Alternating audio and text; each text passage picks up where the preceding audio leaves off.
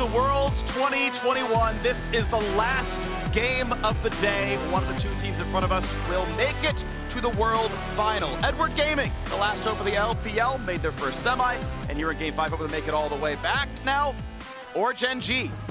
If you go by times in finals, this would be number 4. It would tie T1's record, and making it an LCK Autumn like so many years ago. Yeah, big surprise at this one. I mean, pretty much everything left open. Wanting to go towards Life's Rakan, which has been a standout. He's been excellent on this champion. But my eyes just drift to who's going to pick Zoe Kobe, because I feel like that could be the key difference in this Game 5.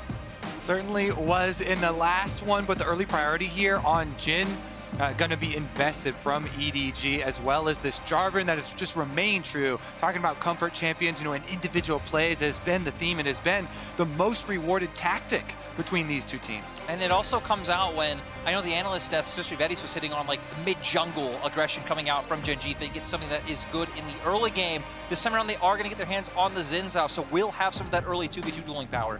Yeah, it's incredibly important to get pick potential, and you be the ones with crowd control in your hands. Both of these teams have had moments where they struggled to find those picks and push the game forward, but Jhin provides so much from the bottom side. You get a lot more utility out of it than the Lucian that was banned away. So there are opportunities here for long-range follow-ups. Meanwhile, like you said, that Xin coming in, looking for some early ganks. You've got a Rakan. What a strong jungle support duo when looking for picks. If your Rakan joins up with the Xin, you can find those engagements for him and win those skirmishes. And now we've got Meiko, I think for the first time this series, back on an engaged champion. Leona does tend to look pretty good into Rakan. She tends to be pretty good into other tank supports. So Meiko, it's on his roams. I love it when it all comes down to it. They're throwing the enchanters aside, Lyric. Go back to what worked in the LPL. This was his most played champion in summer, and we're gonna see some impactful team fights happening in the big game. I want to see, it's Meiko with the Rock Lee gif. He's taking off the enchanter chains on him, fully unleashed now. The Leona roams are picked up to try and match the Rakan roams here.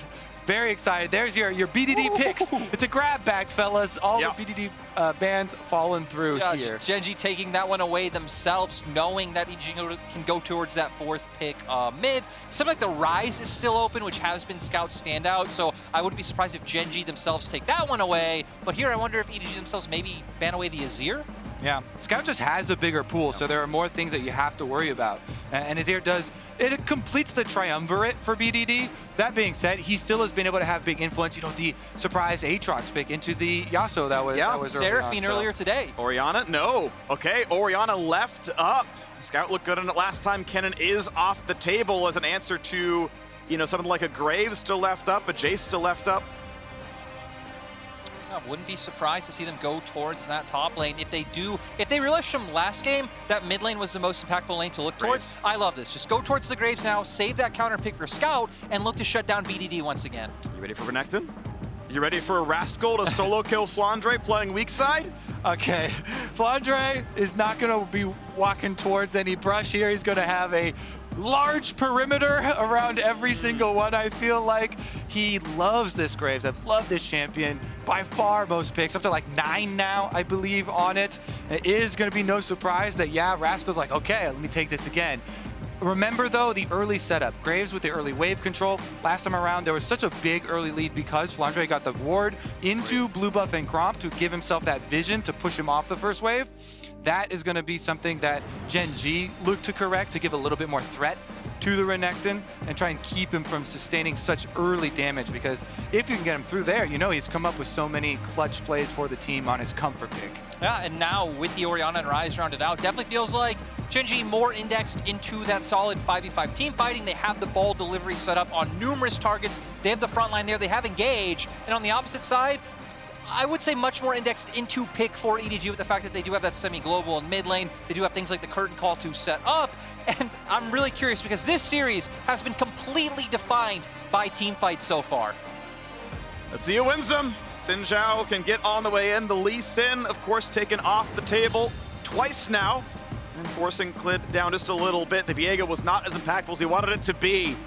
And we're just going to wait for this climactic Game 5 to start. Will it be Ruler's 3rd World Final? Gen.G's 4th. Or does EDG keep the road going?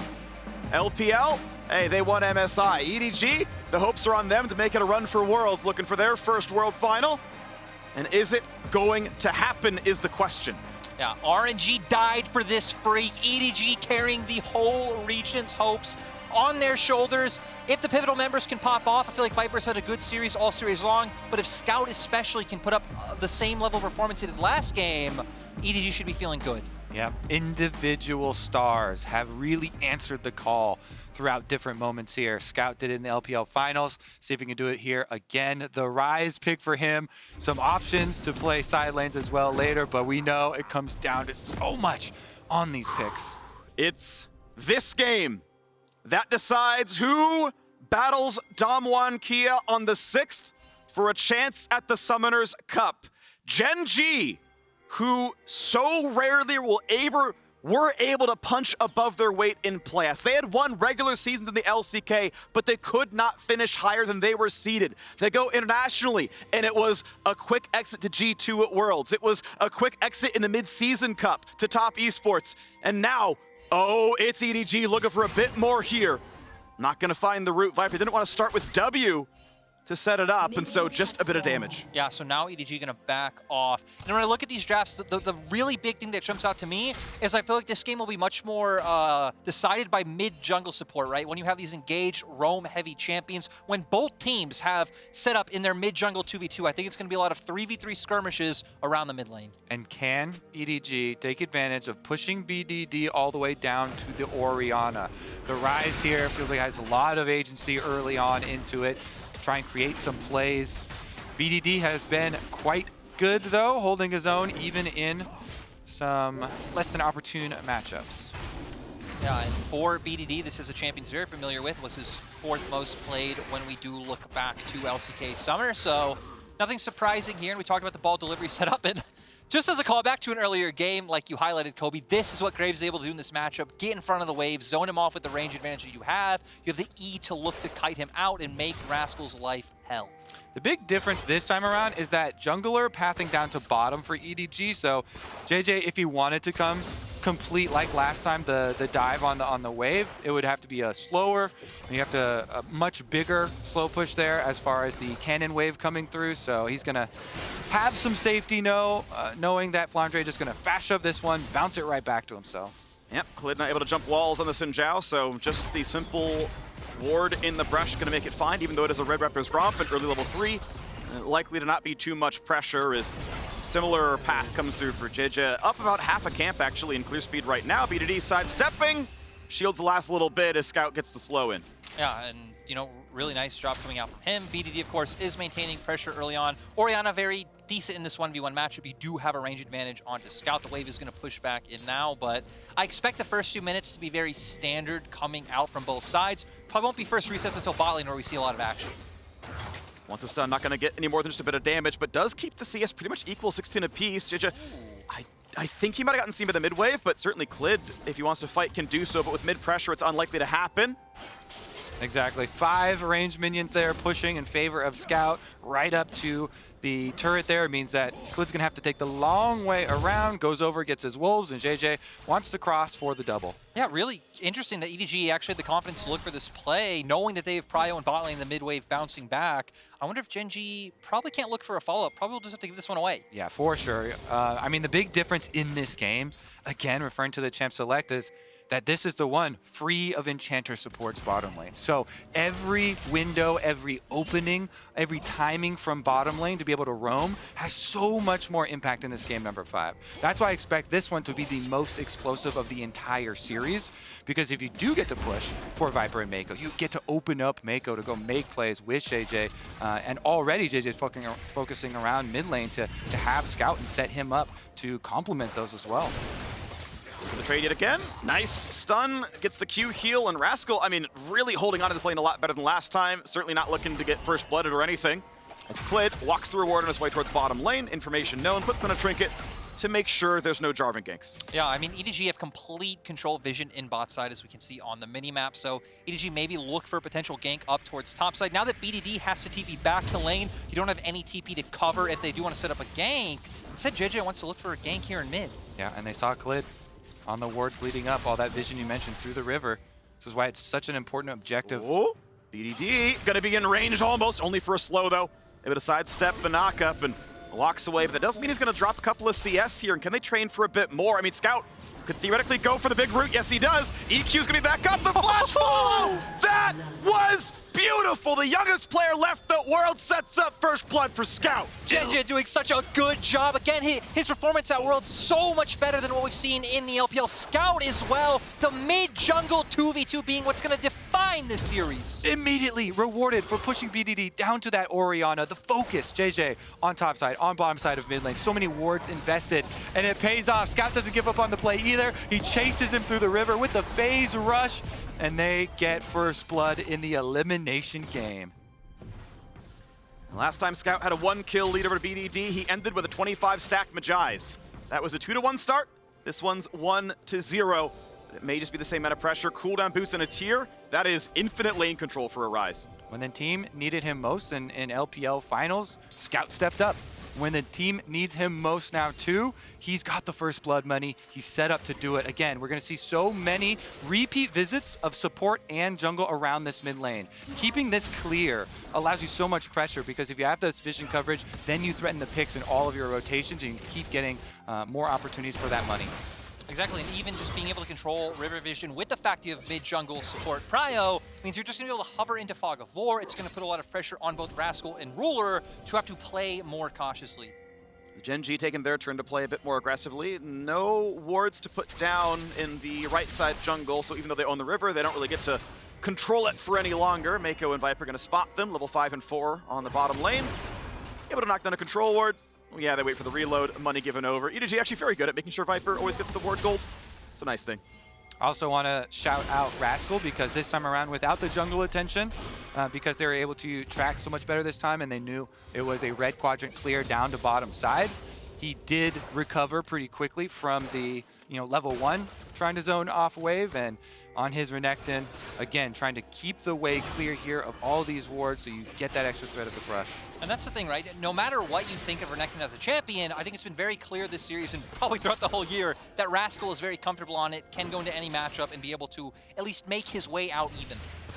Gen.G, they have really embraced staying true to yourself and your most comfortable champions. Let's see about this red counter invade though. Yeah. Top side was given up, so they're answering with the bottom one. Scout helping out, clearing out those chickens as well. And it's all afforded because bottom lane has been pushing over and over again. Again, Viper and Meiko, it's not a CS lead, but it is constant moves from bottom lane. It's those timings. Whenever you shove your wave in, guess what? That's 30 seconds. Every 30 seconds supported by one wave of pressure lets you make those trade-ups.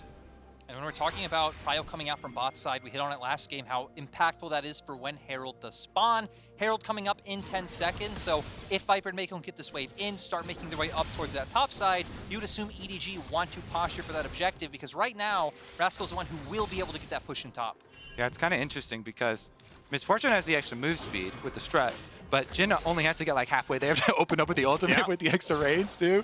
So definitely looking at the supports too. One of the biggest deciders in a lot of these fights, if you both fully commit to it, both feel like you have a good chance of winning the fight, is which support got actually more experience and didn't roam as much early, because the level 6 timing matches up for supports right around the 8.5 minute mark. So being able to get that level 6 critically before swapping can actually make the difference. Let's see if you see the experience bar right now on Meiko. Already life left on the last minion wave, so you get the first move up there, but not necessarily access to your ult, and now he has it, so that is a huge support advantage. I really like what EDG did here, right? They kind of baked that they were making their way up, which gives Gen.G the security to go for the recall and follow up themselves. Immediately return to the wave once Gen.G's bot lane does recall and get that experience advantage that you just hit on. Yeah, so now the correct response for Gen.G, as soon as you see that Leona pass through mid and already being level 6, Life is actually trying to leech experience on mid lane. You just commit to keeping your Misfortune bottom. Don't let anybody sneak around and get picked off. Just commit to your Misfortune, getting your minion wave. Good job there. They play it calmly. Gen.G just push on the bottom side. They get their extra minion wave. Won't be a lot of damage on the tower because you see Jhin, Viper, they made the call early on, recognizing it was going to be that call because they were showing on the minion wave. So correct responses from both sides this time around. The gold, it is more than just the first blood, though. Overall, a bit more farm on the EDG side, so passively just a little bit stronger in the lanes, as they sit on about a 1,000 gold lead, 600 of that being the assisted kill. And honestly, Viper back in lane in time, has not even lost the turret plate down there, so able to help secure his team's pressure in the top side of the map. They grab the Herald, and he's already back to collect the wave. They're even up a plate down there, even with Ruler sitting there and, you know, playing 1v0 for a short time. So far, so good on the EDG camp. The only turret with a plate down is that bottom lane. It may be where they summon as a result, but we know so many teams care about the mid pressure instead. Now, I wouldn't be surprised to see if EDG want to start more tunneling their sights towards that bottom side of the map. I think you have a very easy set play coming out that if Gen.G do push up, right, open up the curtain call from Viper, follow up with a flag and drag from behind turret with JieJie and try and look for some kind of pick. If not, you always can just try and outright start up a river fight at Dragon for the fact that you do have, I'd say, a bit better early game skirmishing in your composition. I love it, Lyric. Please give me option number 1. That's what I want to see, because you also have the Ryze Ultimate Realm Warp to add to that play, and we've seen so much reward for that proactive nature. Well, everything's up right now. The flashes have come back from the mid play. Everyone's got the ability to just go out of nowhere. 11 minutes in, the Dragon has spawned a while ago, but no one's yet to play for it. And they knock down this, and we've seen Flandre spots a brush, but Rascal's inside of it. Half HP from the empowered Q. Such a big discrepancy now in the power when you teleport in. If Rascal can get these chunks, you know, the Renekton so threatening on one of those flanks with that point and click stun, but life. Possible target, jumps over the wall, able to stay safe. Meiko not going to be able to get the follow through, but it does mean the bottom jungle now belongs to EDG. They might convert that into an objective. It's just crazy how much more comfortable EDG looks when they have Meiko on this tank engaged support. How well they've done at controlling vision on the bottom side of the map. You can see Scout numerous times just hovering down as well to make sure they can go for these plays. On our mini-map right now, it does look like JieJie hovering towards mid. They are going to set up that bot lane play that we were hitting on. And it's a power spike difference. Flandre kept his TP to stay around the top lane, to teleport down, to make the play. Rascal going to try to go for his own completion. As he's gotten a turret plate down there, may have Mythic waiting in base. Bot lane turret, you take the first 2 by hand, you summon, and if you can stay around, that can be the entire turret.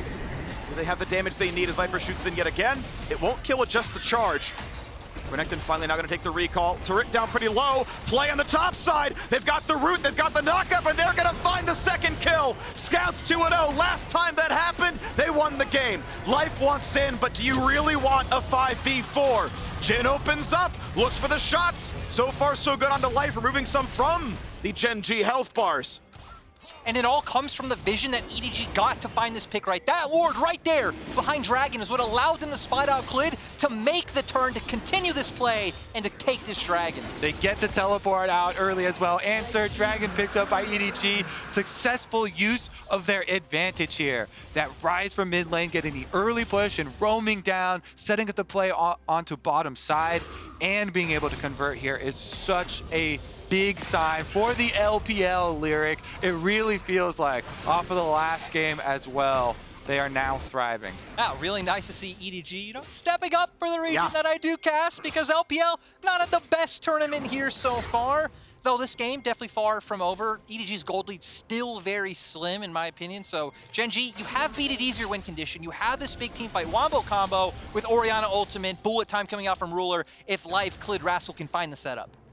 Scout throwing his Q off to the side too, just holding the cannon minion here. He's threatening. You better be worried about your other side as Meiko slips in with a control ward. Flash going for the root. Does he get in range? No, not all the way. It's going to be a trade of summoners. Life blocks the deadly flourish, and not going to be much more. BDD still chunked down to half HP.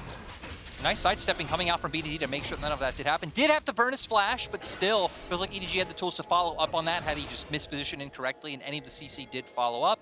Now both teams gonna back off, and for EDG, it looks like they're just continuously pivoting into bot side. With only 1 plate up left on that turret, it feels like that's the obvious play to make for EDG. Yeah, and they traded up so heavily in the last play with the extra teleport now on Ryze. There it is!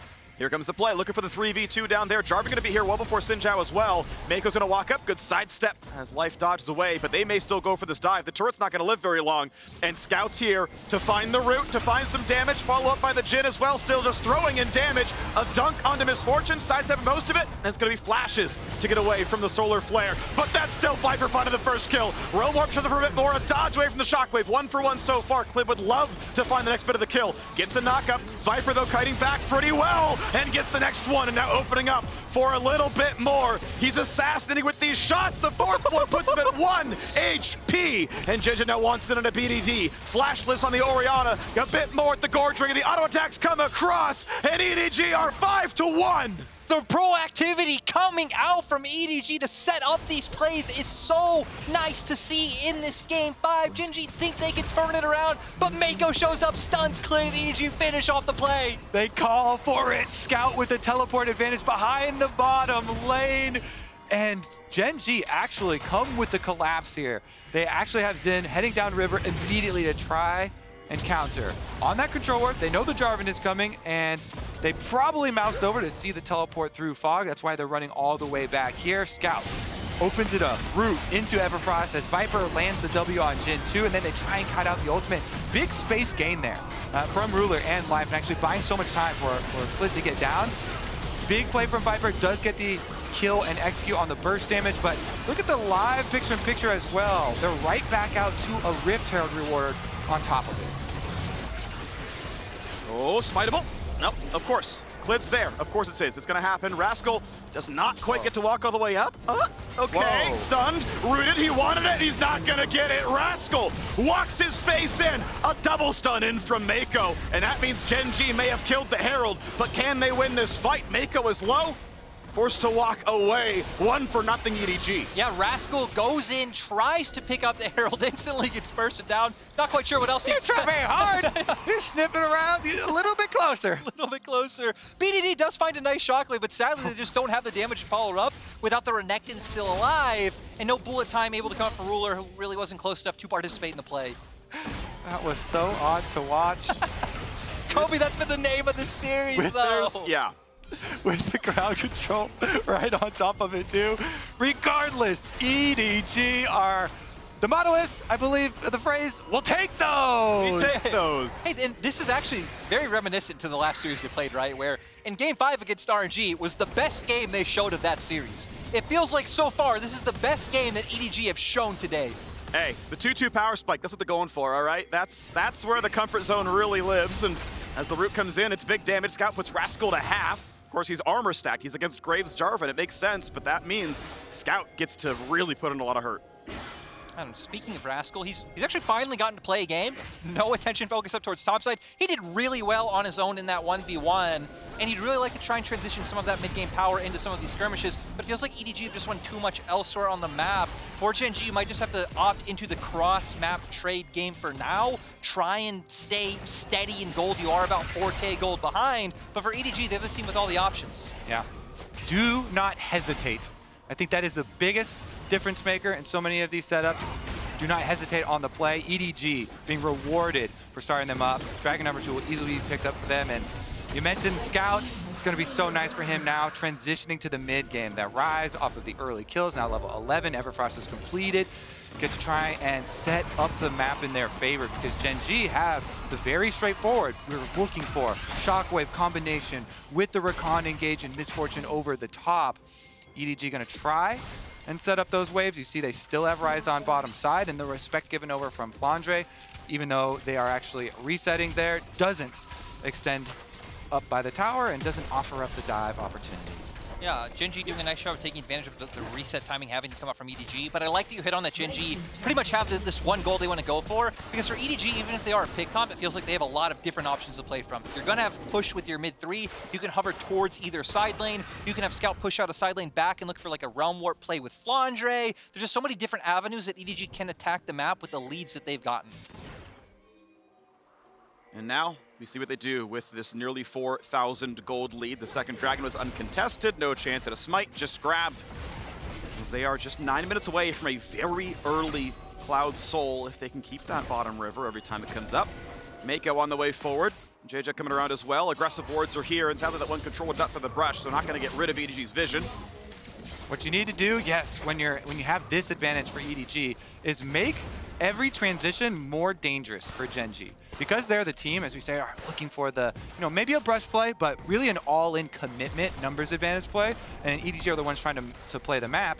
You make it more dangerous by getting those deeper wards through the jungle and threatening those possibilities. Like you said, LICKR, the options are plentiful, but you have to hold the line. You cannot give the opening. Yeah, and exactly. When the options are more plentiful for EDG, I feel like for Gen.G side, since you can't walk into the jungle because you are being restricted by EDG, at some point you're probably going to have to give up one of your side lanes and just all-out commit to maybe bringing a Rascal mid and committing numbers advantage there, with the potential that maybe you lose out more if you can't find something. But when you're this far behind, you need to take gambles and risks like that. Exactly.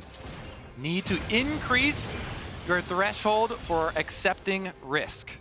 Might be a more risky play, but sometimes you have to take them. And generally speaking, if the play is better than your odds at winning from the game state, it's a decent heuristic to use. The bot lane wave pushed in. Scout happily side laning, most farm in the game. Okay, passed now by Flandre, but playing heavily for all the gold income.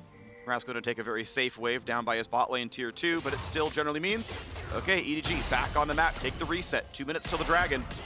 Ready to spend that gold and look for the next move across the map.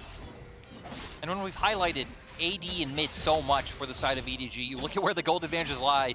Both 1,000 gold advantages there, actually 2,000 gold advantage for Viper is a pretty solid, I think it was 1.5 items up last time. No, it wouldn't, 2,000 1.5 items. 1 item up for Viper.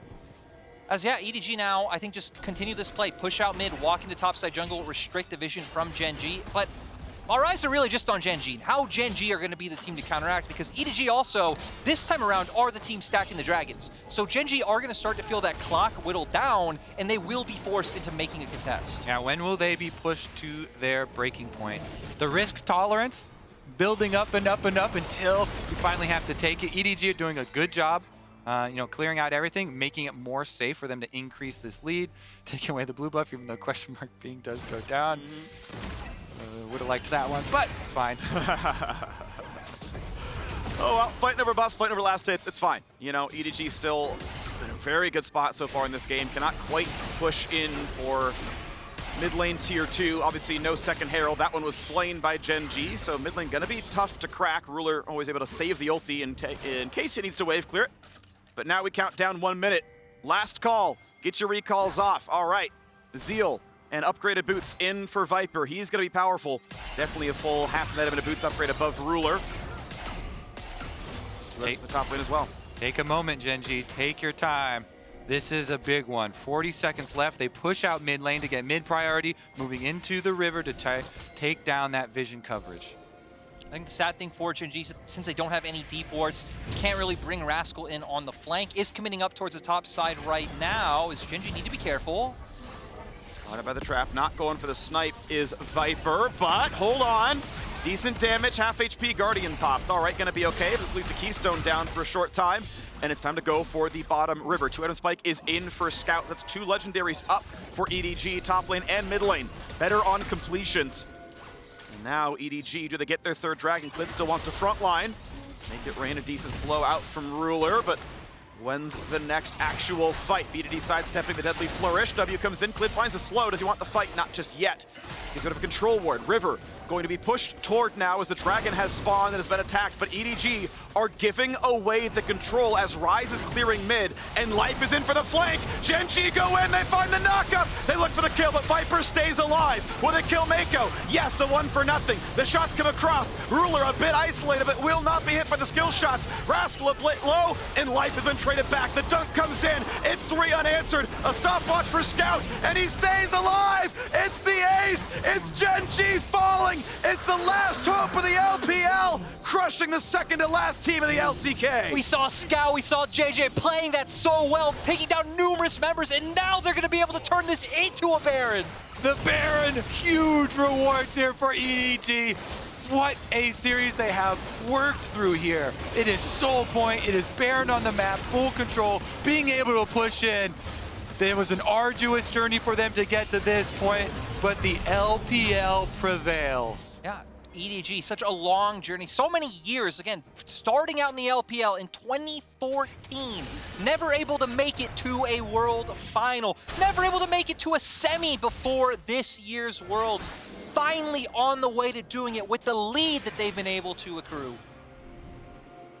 And they came out with such a bang, right? It was 3 back-to-back LPL titles when they came in. They then won the inaugural MSI, and it's like, wow, back in 2015, like, are we in the LPL era? But that wasn't the case. But now this fight, the climactic one, this is what set them ahead. Exactly. Then you see Viper, he was able to survive the initial engage. He flashed out, bought his space to be able to open up the re-engage. Everybody turning it back. Scout with the Zhonyas as well. Barely there on the outside, not dying. He is also able to realm warp them over to Baron. So critically close. Yeah, Viper especially being able to dodge out all that damage in return, so much burst. EDG not wanting to get too far ahead of themselves with this. I thought it was a really good look from Gen.G because they found the flank around the back onto Viper, the super fed Jhin. Ooh! Yeah. Flandre damage. I saw people talking smack about LPL top laners this one around. Flandre, a difference maker in that team fight for sure. Well, everyone on Gen.G diving towards Viper. There's another AD carry on the team. I mean, Flandre does, again, hold 30% of EDG's damage share so far at Worlds. He has been the guy putting up those numbers. And with that, EDG is just going to be able to keep funneling forward. They have mid-wave. They have Flandre up in topside, so they can start pivoting towards that lane once the wave does crash. And just really nice rotations playing out 2 lanes from Edward Gaming. How much more can they get? Still 1 minute 15 left on the Baron buff so far. The Rebel Baron power play is 2,000. That's 1 turret looking for a second, but not quite going to happen. Clid spotted on the flank, and that means a bit of safety for now. Scout has roam warp, but not TP, making it a little bit difficult to get to his team. That's okay, though. They're split pushing. Mid lane tier 2 under fire, slowed by MF. Clid maybe could have gone for that play, but it would have been a risk and doesn't go for it. Oh man, that risk tolerance has got to be through the roof right now for Gen.G. After the last fight that they lost, they are so far in the hole, they've got to make it. Roam up just in case. Rascal's on the TP. No, it's going to be Jarvan going in. Puts the dunk in, flashes the way. Bullet time going to force the disengage. Ultimately, everyone lives. Rascal tried for the play, and it's a disengage. I'm a little bit surprised that JieJie did commit so hard there to try and give it away. I feel like you could have played that a bit slower, but still, they are able to get away. So for EDG, they're totally fine. Yep, because they get him out, they can just run right over back to top lane with the Baron, then we'll get inside the base. That will be inhibitor. And with the Baron buff on, you know defending a fight is always going to be hard. So it's going to be 1 turret traded for 2. Top lane tier 2 is going to be a formality. Inhibitor turret goes down.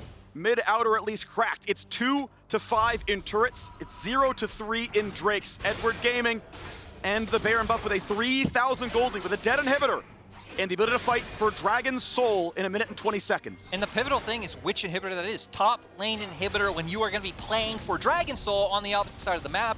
Rascal doesn't have TP anytime soon. BDD might have his up in time to try and answer some of those waves, but either way, EDG will be able to continue to secure vision, be on objective first, and just make Gen.G's life so hard. Exactly, Gen.G have run out of time because the super minions will be putting all that pressure directly on the top Nexus turret, and EDG are rolling in it. And again, I don't know why EDG need their backs against the wall to perform so well. Every time Game 5s, EDG just step up and show their best. It has to feel so good for Meiko, for Viper, so many years on this team. Meiko, since 2015, a franchise player. Now with his eyes set on the finals appearance, and all that's left is finishing up this map, a 10,000 gold lead, a soul point coming up, vision coverage through the jungle leading up to it, and the potential for the pick. 15 seconds, the final TP comes in. 6 times they have won the LPL, 6 times they have traveled to Worlds, and the first time they made MSI, they won it. The first time they've headed to the World Semifinal, it appears they will win it, and in so doing, be the first time they head to a World Final. Would love to keep that streak going of winning when you make it happen. Clid goes in for the play. Ulti still available on the back line. We have JieJie going in. Stun's gonna hit onto life. They still find the back line. Ruler trying to stay alive, cutting away, and Clid is down. 1-0 in a gold lead. A 5v4 looks good. Scout would love to push down Rascal. It was his flank that killed them in game 3, and it's Scout that gets his revenge. It's Flandre knocking him down as well. Dragon's Soul unneeded, And maybe they go for it anyway. No wave in the mid lane. Talking about comfort picks, Flandre has stayed true to Graves more than any other player at this tournament, and he's rewarded. Yeah, now EDG, 20, 30-second death timers at least can get themselves another inhibitor. Flandre gonna pick themselves up the soul, and now it just feels like a matter of time for EDG to be able to take this game. No, Ruler, he's won a Worlds, he's lost in the finals. He's won a quarters, he's lost to quarters. He's won a groups, he's lost to groups. He's won a semifinal, he has not yet lost a semifinal. EDG about to add that to his list of accomplishments. The top 4 at Worlds is still an incredible performance and a great road for Gen.G, but it feels like it's nearing its end. And we see here EDG looking for this pick. It's actually Gen.G the ones that started off. They're feeling the pressure that they're so far behind.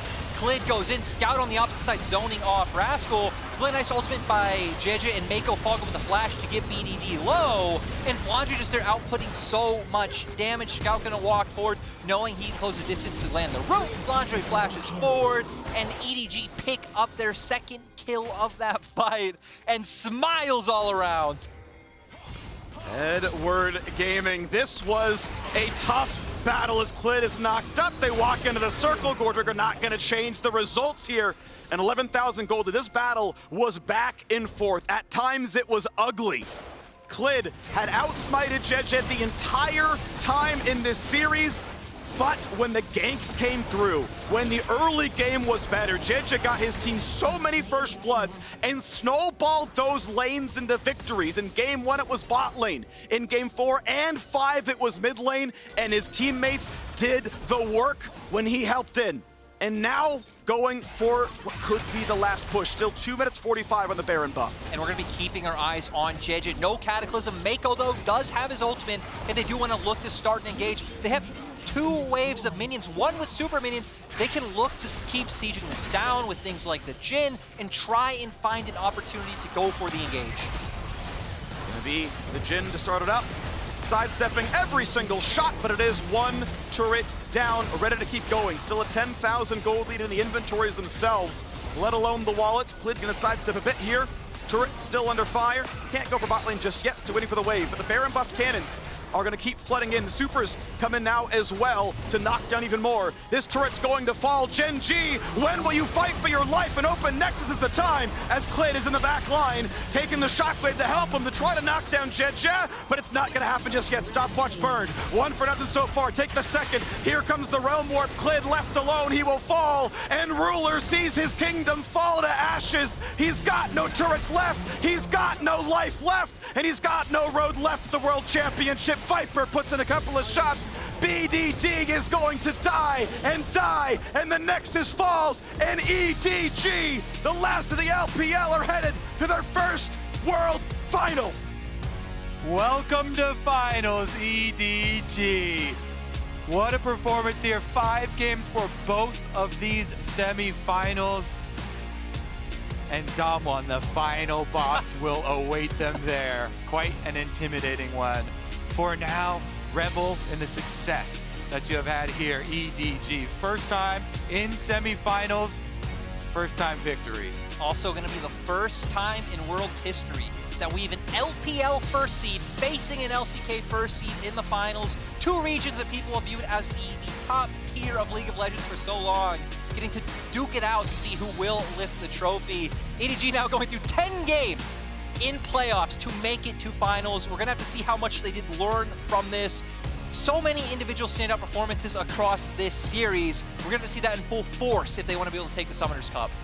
I'm really hoping for more engaged supports for Meiko. Finally, threw off the enchanters. Love it when they have more proactive looks. Him setting up plays, you know, forcing on bottom side. Flandre saying, just pick me Graves, man. I also want to highlight JieJie, because JieJie has long been viewed as the weakness of this roster, particularly in one series in summer playoffs. He got subbed out because of how bad he played. Comes into Worlds, and honestly, he's probably been the most consistent high-level performer for EDG. Joined the squad back in 2019 summer, the youngest player on the squad at only 20 years old. And again, he's having a fantastic Worlds. And he's going to fight against Canyon in 6 days. His early games were great.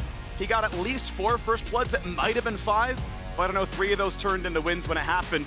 Again, the bot lane, the mid lane, that's what ended up being the focus. And you know, as EDG puts the games in, 10 so far in the knockout stage, they learn and they learn, they figure out, okay, what's the style that's going to work? They get to watch the 5 games we just saw of Dom1 Kia. Look at what T1 did to isolate them and find a couple of wins there. And it's just, okay, you've got 5 days. You've got the work week to get yourself ready to fight. Time for the hyperbolic time chamber here for EDG. Get in there, get pumping. Yeah, again, EDG, gonna be the last hope of the LPL, gonna be the hope of EDG, right? Again, EDG fans have waited for this moment for so long.